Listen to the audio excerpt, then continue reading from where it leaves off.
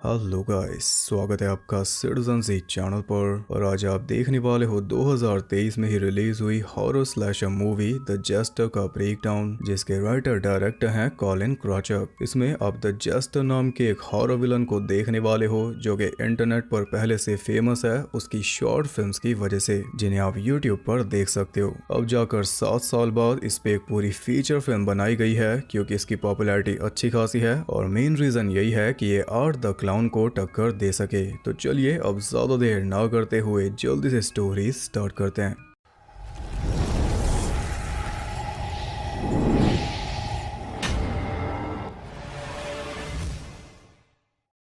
Movie start होती है Halloween के टाइम पे और हम देखते हैं जॉन नाम के एक आदमी को जिसके पीछे पीछे जेस्टर चल रहा था। जेस्टर जो है वो ऑरेंज सूट पहना हुआ एक इविल बीइंग है जो कि बेसिकली अपनी काली शक्तियों से जादू करता है किसी जादूगर की तरह। ये अपनी ट्रिक्स दिखाकर लोगों को इम्प्रेस भी करता है और उन्हीं ट्रिक्स का यूज करके लोगों को मार भी देता है। सबसे ज्यादा ये तब चिढ़ जाता है जब कोई इसकी ट्रिक को पसंद नहीं करता। इसके कारनामे देखकर आप समझ जाओगे कि ये कितना ज्यादा खतरनाक है। अब जॉन को उसकी बड़ी बेटी एमा दिखाई दे रही थी, वो भी बचपन वाले रूप में। इसी एज में इसने एमा और उसकी माँ को छोड़कर दूसरी शादी कर ली थी, जिस शादी से इसकी एक और बेटी हुई जॉसलिन। वो जहाँ भी जा रहा था एमा उसका पीछा कर रही थी और शायद ये जेस्टर की ही ट्रिक है। गिल्ट में आकर जॉन ने एमा के पास फोन मिलाया और उसे सॉरी बोला, लेकिन इससे वो और ज्यादा गुस्सा हो गई क्योंकि सॉरी से जख्म नहीं भरते। गुस्से में उसने फोन काट दिया और तभी जेस्टर जॉन के पास आ गया। जॉन उसे बोलता है कि मैंने ट्राई किया लेकिन वो सुनना नहीं चाहती। इससे पता चलता है कि जॉन जेस्टर के दबाव में ये सब कर रहा है, पर यह सफल नहीं हो पाया, इसलिए जेस्टर अपनी जादूगरी पर आ गया। अपनी सन की हरकतें दिखाते हुए वो अचानक से जॉन के गले में एक फांसी का फंदा ले आया। फिर उसने अपने टाई को टाइट किया तो इधर वो रस्सी टाइट हो गई। फिर टाई को उठाकर जॉन को हवा में लटका दिया और जब वो मर गया तो उसे पुल से नीचे फेंक दिया। ये था मूवी का इंट्रो। इस सब का शॉर्ट फिल्म्स के साथ कोई लेना देना है या नहीं वो मुझे नहीं पता क्योंकि मैंने एक भी नहीं देखी, उन्हें बाद में कभी देख लेंगे। फिलहाल इस पे फोकस करते हैं। जॉन के फ्यूनरल में एमा भी आई थी, साथ में जॉन की छोटी बेटी जॉसलिन और जॉसलिन के दोस्त भी थे। एमा ने जॉसलिन से कोई बात नहीं की क्योंकि ये जॉसलिन को पसंद नहीं करती, बल्कि जॉन के मरने से एमा तो काफी ज्यादा खुश थी। वो फोन पर अपनी माँ को बता रही थी कि अच्छा हुआ क्योंकि इन्हें तो यही लग रहा है कि जॉन ने खुद अपनी जान ली, जो कि इसके मुताबिक वो डिजर्व करता था। तो इनके साथ तो इंसाफ हो गया, पर जॉसलिन का क्या? जॉसलिन ने एमा को बाद में मिलने के लिए बुलाया है क्योंकि वो इससे बात करना चाहती है। उसे लगता है कि लॉस दोनों का हुआ। फिर बाकी सब फ्यूनरल में से जा चुके थे, तभी एमा देखती है कि कोई जॉन के कॉफिन के सामने नाच रहा था और वो था जेस्टर, जो कि अचानक से गायब भी हो गया। लेकिन असल में वो छुपकर एमा को जाते हुए देख रहा था। एमा के जाने के बाद वहां पर 2 केयर टेकर्स आए जो कि जेस्टर को भगा रहे थे, लेकिन वो उनके साथ खेलने लगा। कभी गायब हो जाता, कभी वापस आ जाता। परेशान होकर उनमें से एक ने पुलिस को फोन कर दिया। तभी अचानक दूसरा आदमी सीधा पत्थर पर गिरा और गिरते ही उसका काम खत्म। इस बीच जेस्टर पूरे मजे ले रहा था। उसका साथी देखता है कि गिरने वाले के शू लेसेस बंधे हुए थे और ये भी जेस्टर की ही करामात है। अब ये आदमी पुलिस को कुछ बता पाता उससे पहले ही उसके गले में कुछ होने लगा। वो खून की उल्टी कर रहा था क्योंकि उसके गले से कुछ बाहर आ रहा था और वो थी एक साबुत सेब। तो एक और ट्रिक दिखाकर जेस्टर ने एक और आदमी को निपटा दिया, जिसके बाद बोर होकर वो चलता बना। इधर रात में एमा जॉसलिन से मिलने एक बार में जाती है, जहां पर कुछ बियर पीने के बाद दोनों काफी अच्छे से बातें करने लगी क्योंकि अभी तक जॉन का जिक्र नहीं हुआ था। जैसे हुआ एमा गुस्से के मारे लाल हो गई। गुस्से में उसने जॉसलिन को जी भर के सुनाया, फिर चुपचाप वहां से चली गई। उसे कोई रिश्ता बनाना ही नहीं था, ये बस जॉसलिन की ही भूल थी। इसे लगा कि बाप मरा है तो दोनों बेटियां पुराने गिले शिकवे मिटाकर एक साथ आगे चलेंगी, लेकिन ये गलत थी, जबकि इसकी तो कोई गलती भी नहीं। एमा को इससे बिना बात की चिढ़ है। इसकी फैमिली में अब कोई भी नहीं बचा तो ये एमा को ही अपनी फैमिली मान रही है, पर उसे कोई रिश्ता नहीं चाहिए। खैर जॉसलिन भी वहां से जा रही थी, तभी एक आदमी बोलता है कि जॉन कोई अच्छा इंसान नहीं था। मैंने उसके साथ 15 साल काम किया और मुझे ये पता चला कि उसके कई सारे सीक्रेट्स थे, कई डीमंस थे। अब क्या जेस्टर ही वो डीमन है जो उससे उल्टे सीधे काम कराता था? इधर एमा वापस जा रही थी तो रास्ते में जस्टर ने उसे रोक लिया। वो उसे कार्ड पिक करने के लिए मजबूर कर रहा था तो उससे पीछा छुड़ाने के लिए वो सामने वाले स्टोर में चली गई। कुछ देर बाद जस्टर भी आगे बढ़ गया जहाँ पर उसे दिखाई दिए दो बच्चे, छोटे वाला शरीफ था और बड़े वाला शैतान। वो कई सारी कैंडीज उठाकर ले जा रहा था जबकि छोटे वाले ने कायदे से उठाई सिर्फ एक कैंडी। उसने जस्टर से भी कैंडी मांग ली तो जस्टर ने भी हवा में से एक कैंडी प्रकट करके उसे दे दी और ये देखकर बड़े वाला बच्चा भी आगे आ गया, लेकिन उसका मांगने का तरीका ठीक नहीं था तो जस्टर उसके बैग में से कैंडीज निकालकर छोटे बच्चे के बैग में डालने लगा। फिर जैसे ही उसने अपनी कैंडीज वापस लेनी चाही, बैग में से एक हाथ निकला जिसने उसका हाथ पकड़ लिया और वो हाथ जस्टर का ही था। ये देखकर वो दोनों घबरा गए और डर के मारे दोनों बैग्स वहीं पर फेंक कर भाग गए। उधर जॉसलिन अपने घर पे बैठकर देख रही थी हाउस ऑन हॉन्टेड हिल। तभी उसे बाहर कोई दिखाई दिया जो कि अंदर ही झांक रहा था। वो हैरान थी कि तभी घर का दरवाजा नॉक हुआ। डरते हुए वो देखने गई तो बाहर थे उसके दोस्त। उधर एक विस्की बॉटल लेकर एमा भी स्टोर से निकल गई, लेकिन जस्टर ने उसका पीछा नहीं छोड़ा। पहले वो मजाकिया हरकतें कर रहा था लेकिन जल्दी सीरियस हो गया और तब जाकर एमा को ध्यान आया कि ये तो वही पागल है जो इसके डैड के कॉफिन के सामने नाच रहा था।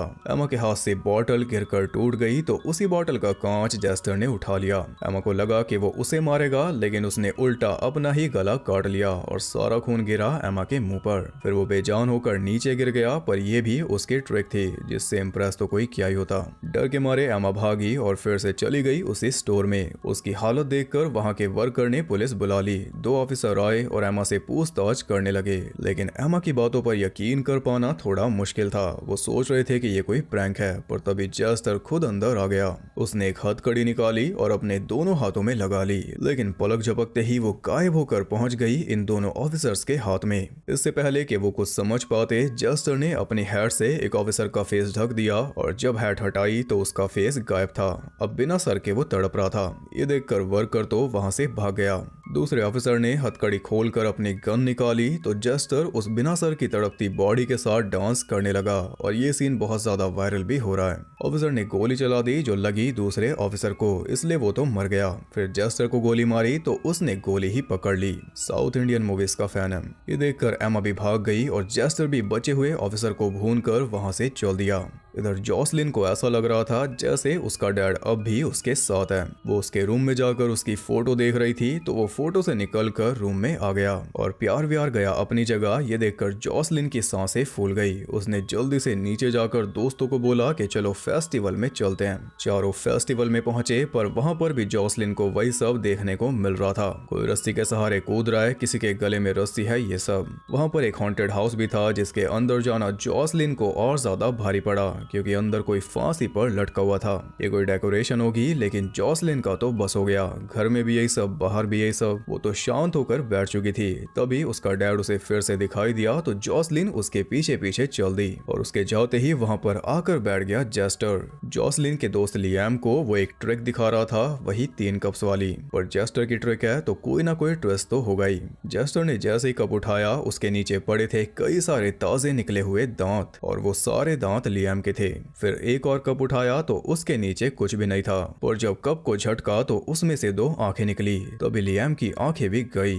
अब इसी हालत में वो चिल्लाता हुआ घूमने लगा और सीधा जाकर गिरा अपनी दोस्त मेडिसन के ऊपर। तब मेडिसन और अलेक्सिस उसे उठा कर लाए और वो देखते हैं कि जॉसलिन एकदम सुन खड़ी थी क्योंकि वो देख रही थी अपने डैड के साथ अपना बचपन। तभी जस्टर आया और अपनी स्टिक से उसने अलेक्सिस की टांग तोड़ दी। फिर मेडिसन को चुप रहने का इशारा किया तो उसका गला घुटने लगा। तो जॉसलिन होश में आई और उसने जस्टर को बोला कि इन सब को छोड़ दो, तुम जो बोलोगे वो मैं करूंगी।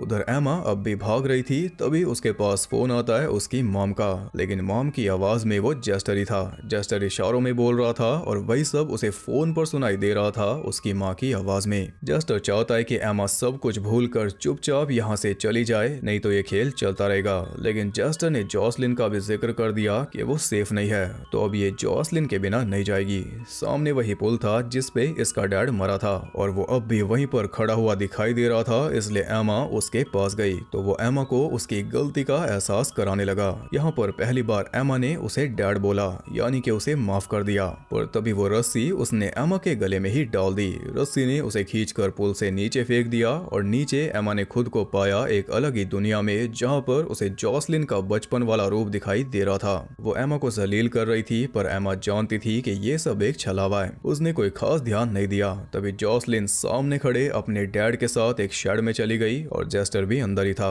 उसने एमा को इशारा करके बुलाया तो एमा भी अंदर पहुंच गई। अब वो जॉसलिन का खुशहाल बचपन देख पा रही थी जो कि इसे नहीं मिला। एमा को देखकर जॉन एक चाकू लेकर उसके पास आया और फिर वो चाकू उसने अपने ही दिल में घुसा लिया, जिसे देखकर एमा रोने लगी। तब जॉन बोलता है कि अब क्यों, मेरे फ्यूनरल पे तो हंस रही थी।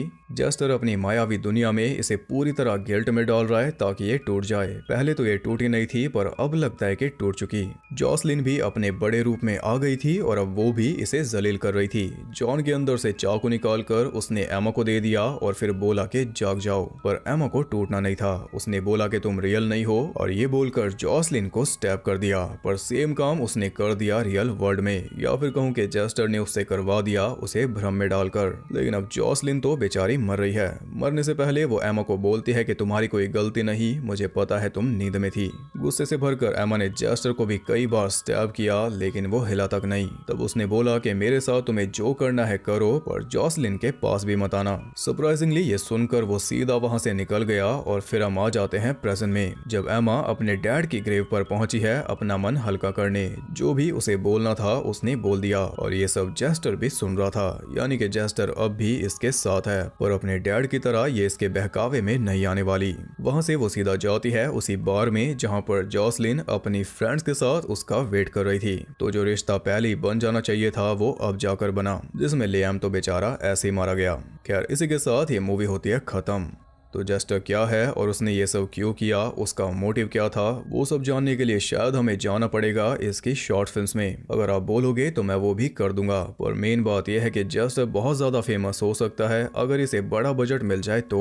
ये एक मॉडर्न हॉरर आइकन बन सकता है क्योंकि इसके जो ट्रिक्स हैं उनके चलते क्रिएटिव स्किल्स कभी भी खत्म नहीं होंगी। तो अगर पैसा लगे तो ये बड़ी आसानी से बहुत ज्यादा फेमस हो सकता है। बाकी अगर मूवी की बात करूं तो ये कोई मूवी नहीं थी बल्कि शॉर्ट फिल्म थी। इसमें बेकार के सीन्स डाले गए जिनका कोई सेंस नहीं था और बहुत सारे सीन्स में बस बातचीत थी जिस बातचीत की कोई जरूरत भी नहीं थी। बस इसे 1.5 घंटे की मूवी बनाना था इसलिए इतना खींचा गया, नहीं तो स्टोरी एकदम सिंपल थी, 15-20 मिनट में भी पूरी हो जाती और 5 मिनट में सुनाई जाती।